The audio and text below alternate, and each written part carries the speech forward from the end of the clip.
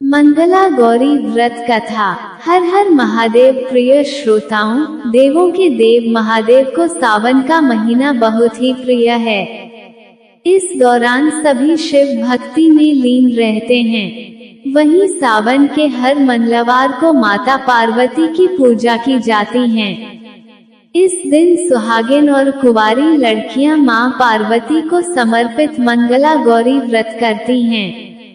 मान्यता है कि इस दिन व्रत पूजन और व्रत कथा का पाठ करने से वैवाहिक जीवन में खुशहाली रहती है। साथ ही अविवाहित लोगों के विवाह में आ रही अड़चनें दूर होती है और जल्द विवाह के योग बनते हैं। पौराणिक कथा के अनुसार एक समय की बात है, एक शहर में धर्मपाल नाम का एक व्यापारी रहता था। उसकी पत्नी काफी खूबसूरत थी और उसके पास काफी संपत्ति थी, लेकिन उनके कोई संतान नहीं होने के कारण वे काफी दुखी रहा करते थे। ईश्वर की कृपा से उनको एक पुत्र की प्राप्ति हुई, लेकिन वह अल्पायु था। उसे यह श्राप मिला था कि 16 वर्ष की उम्र में सांप के काटने से उसकी मौत हो जाएगी।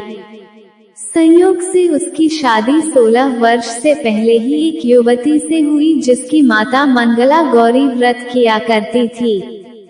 परिणाम स्वरूप उसने अपनी पुत्री के लिए एक ऐसे सुखी जीवन का आशीर्वाद प्राप्त किया था, जिसके कारण वो कभी विधवा नहीं हो सकती थी। अतः अपनी माता के इसी व्रत के प्रताप से धर्मपाल की बहू को अखंड सौभाग्य की प्राप्ति हुई।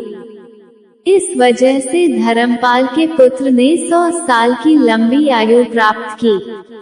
तभी से ही मंगला गौरी व्रत की शुरुआत मानी गई है।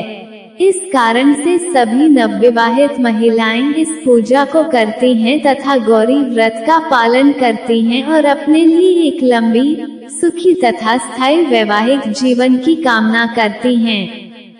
जो महिला उपवास का पालन नहीं कर सकती, वे भी कम से कम पूजा तो करती ही हैं। इस कथा को सुनने के बाद विवाहित महिला अपनी सास तथा नंद को 16 लड्डू देती है।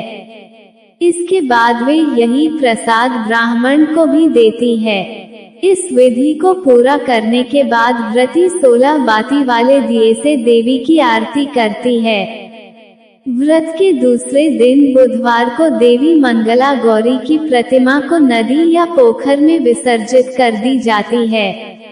प्रिय श्रोताओं, ये थी आज की कथा। उम्मीद है आपको पसंद आया होगा। वीडियो को लाइक जरूर कीजिएगा। कल फिर मिलते हैं एक नई वीडियो में। तब तक हर हर महादेव।